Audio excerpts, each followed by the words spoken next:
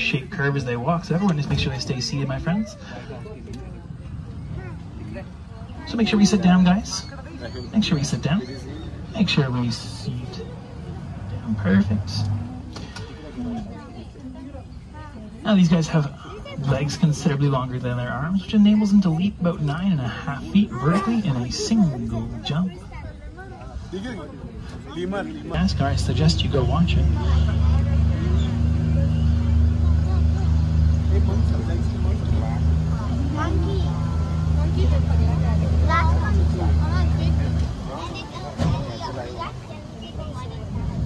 So I almost drove right past them. Look on the hut there to your right hand side.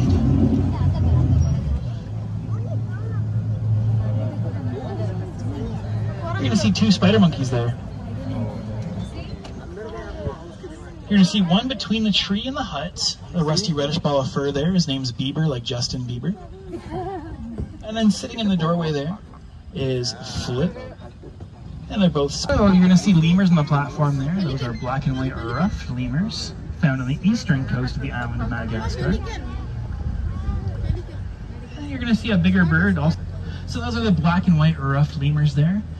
They get their name from the long fur on their ears, which forms a ruff around their faces. And they like to hang upside down by their feet to eat a diet of fruit, seeds, leaves, and nectar.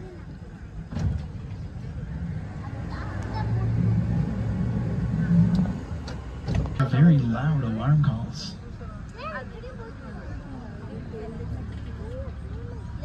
And then that big bird sitting on the island as well there, that's a pelican, a pink-backed pelican, one of the smallest of the 8 pelican species.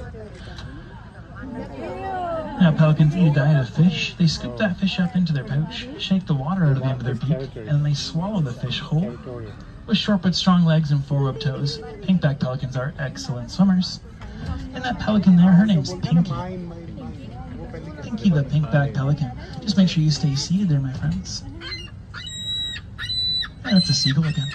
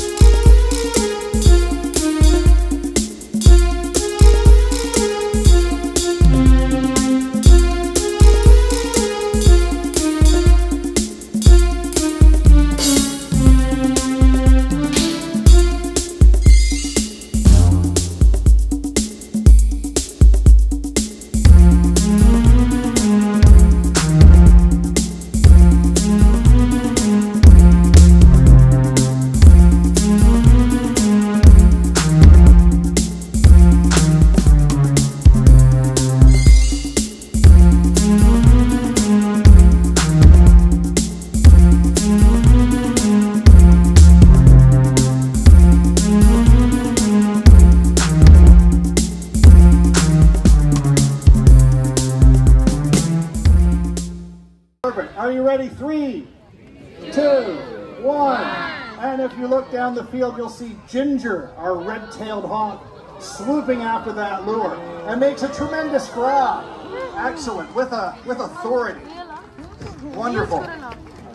So if you can still see Ginger at the end of the field there, all the way down to your left, you'll hopefully see those gorgeous red tail feathers, an iconic trait of the red-tailed hawk. So Ginger's a more mature individual, a good example of a bird over the age of 3.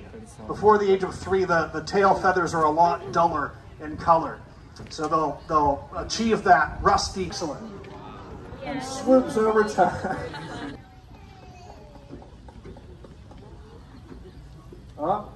giving us a look. An absolutely gorgeous species, one of my favorite owls. You'll notice that it doesn't have horns. And hopefully comes over this way. So putting on an excellent display this afternoon. Okay, so we're going to meet Dauber over on this front perch. And hopefully it waits for a delicious something to eat. Ontario often by bodies of water, and they love going after fish. So we'll see if Juno here can make a catch to simulate excellent that predatory behavior. So they actually have these structures on the bottom of their feet called spicules, and that allows them to get a better grip on fish, on slippery salmon and things like that. Gives them kind of a sandpaper structure and allows them to grasp effectively. So Juno here's a good example of a more mature individual. You'll see that beautiful white head and white tail feathers and brown body. They achieve that contrast around the age of 8. So younger individuals look a lot more like the golden eagle, which we have in the collection behind you, almost completely brown. So once they achieve that contrast, they can join the dating scene. Juno can find Mrs. Bald Eagle and show off that beautiful plumage. So very important species environmentally, keeping populations of fish at optimal levels and contributing to good balance in the environment. But not too long ago, the bald eagle was actually at risk of extinction, added to the critically endangered species list. And that was largely due to a chemical called DDT, which was used as a pesticide. But thanks to books like Silent Spring, which assessed the environmental consequences of that chemical, of that compound, we were able to phase it out, and the bald eagle populations have rebounded. And that's thanks largely to breed and release programs like the one we have here at the African Lion Safari. So the chemical DDT, it wouldn't have that impressive wingspan, and you'll notice that long orange bill and slender orange legs.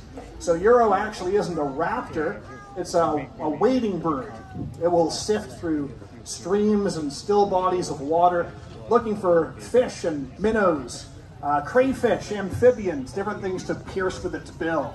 And those long legs allow it to sift through the water without disturbing, where there are no native tree species. So you'll see that Johnny's quite comfortable on the ground. I might even say a little hello to the audience. No, he's just smiling this afternoon. Can indeed fly. You'll see Johnny demonstrate here lighting atop that perch. So very versatile between air and land, but do prefer flipping over rocks and pieces of wood, looking for scrumptious things to eat. And a highly intelligent bird. They can chase mice and small prey items like that into their burrows and trap them there for an easy meal. Charles Darwin actually observed the striated caracara in the natural environment and noted that the bird is so comfortable around people, you can even...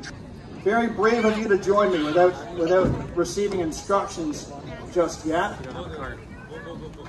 But it's fortunate that we have a cool day. We're going to get some exercise and turn up the heat a bit, and we wouldn't want to melt on the field here. So the clouds are giving us a hand, and I think you'll have the wind at your back,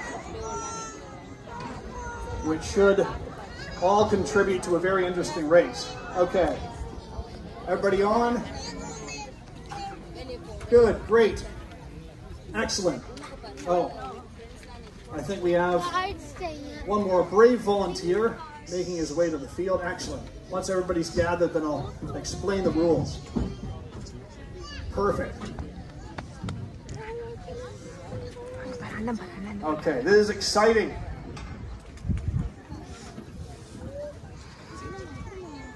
Wonderful. Okay, everybody listen up. So do you see that rock wall at the end of the field? When I give the signal, you're going to run there as quickly as you can, okay? On your marks, get set, go. Okay, run to the wall. Wonderful. We have some fast volunteers showing off their athleticism and rapidity. Wonderful. It's very important. Our next birds love fresh victims. We will be racing as a team collectively against our legendary black vultures, Donovan and Dyson. Oh, here they come. They're ready to go. They love a good foot race. They're tearing through the air and warming up. But why are we racing against black vultures? Well, they have these flat feet, unlike most raptors, which have a cup-shaped structure. And the flat feet allow the vultures to hop around effectively and plunge their heads into carcasses, which hopefully we don't see this afternoon. So that's why I'm going to go over 3 important rules, okay? Rule number 1, the T-shaped post at the end of the field, that's our finish line. So you want to touch that, and then the race is over. And rule 2, all the way down the field, there's an invisible line separating you from our black vultures just to keep everybody safe. And the 3rd and most important rule, if you do trip and fall, be sure to get up as quickly as you can and run to the end. We don't want our vultures thinking you're dead.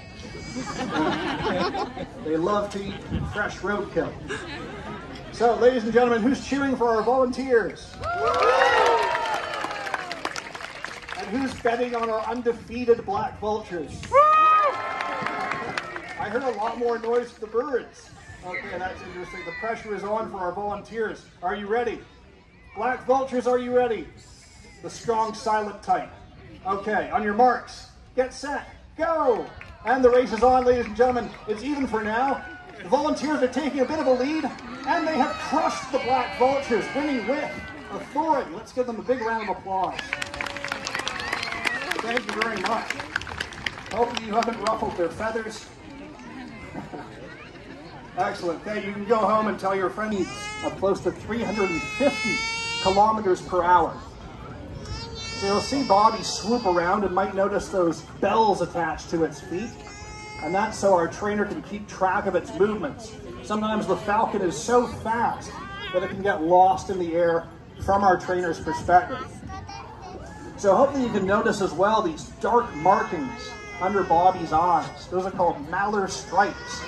And those allow the falcon to chase prey items directly into the sun. Very effective hunters. And what Bobby's doing here, he's going to chase after this lure and see if he can make a successful catch in the air and makes a tremendous grab. Wonderful. Perfect. Let's give our trainer a big round of applause. Big round of applause for Bobby. Excellent. So again, very effective hunters. They'll typically be successful in grabbing them. Not all turtles are tortoises. Quite the tongue twister. Difference being that one lives on land and the other one lives on land and water. So here we have Jimmy, one of our leopard tortoises. You can see where they get their name, beautiful spotted shell. But as they grow older, those spots actually will disappear and their shell will be completely brown. Now this species of tortoise is native to Africa, and they are going to use those very two. Our very lazy Dora, who's going to show off exactly what a 3-banded armadillo can do. Close completely into a ball, and well, I like to say, who knows what Diego's up to? Never quite sure. Now these guys here have a shell, so they're native to the southern United States. It is named quite a bit larger. They dig a wide variety of different plant species, but they do love to eat insects.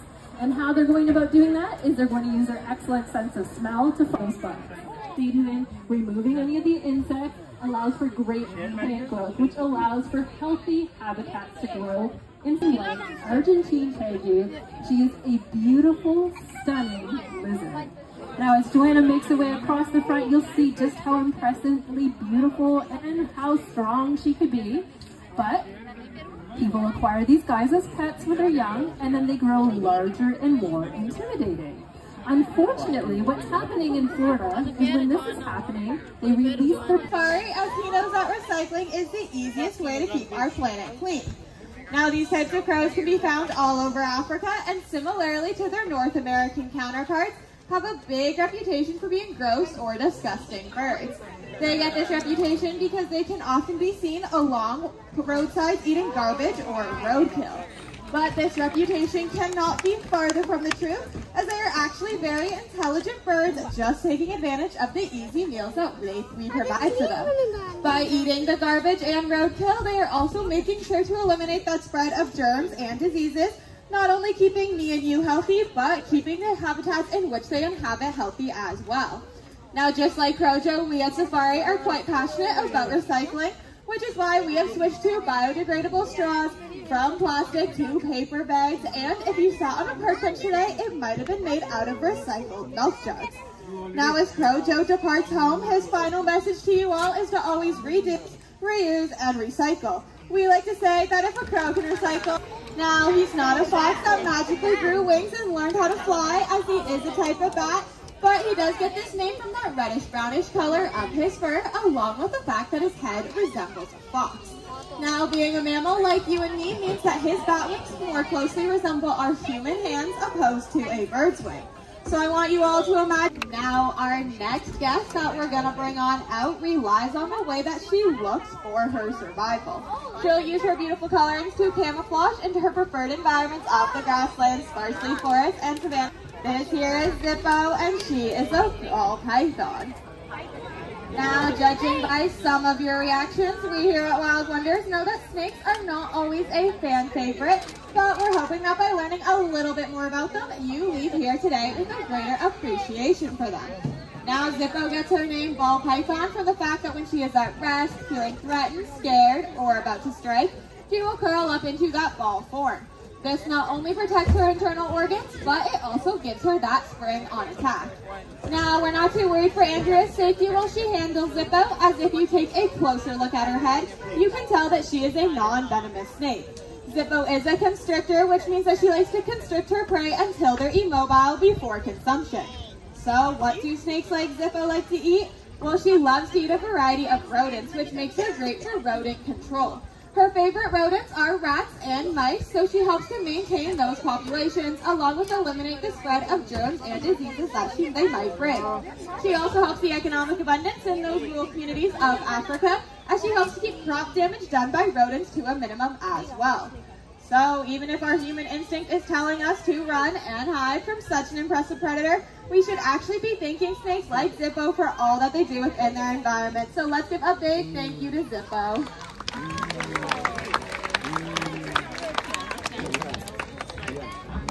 Now, we just told you how snakes like to eat rodents, but this next animal coming on out is one rodent I'm sure no snake would want to swallow. Coming on out will be Dolores, and she is a prehensile-tailed porcupine. Now, these porcupines are native to South America in the rainforest, where they are arboreal by nature. This means that they like to spend most of their lives up in the trees. Now, Dolores here is only about 6 months old, so she's still quite small, but once she is fully grown, her body will be nearly 2 feet long. To make itself look bigger if it feels threatened, porcupines will also do this with their quills. Now, perhaps thankfully for everybody in the front row and for us handlers as we walk around with her, it is actually a common myth that porcupines can shoot those quills out of their body. But if they accidentally rub up against an object, they can definitely become easily embedded in any surface that touches them. So this is one animal you definitely do not want to pet. But despite Dolores' prickly side, we still love her, and she is super, super cute, so let's give her a round of applause. Here she is. This is Annabelle the Southern Tamandua. Now, if you're thinking she kind of looks like an anteater, you would be correct, as tamanduas are also known as lesser anteaters. Now, being an anteater, what do you guys think she likes to eat? Exactly. And they can actually eat up to 9,000 ants in just one day. Now, in addition to ants, they like to snack on termites.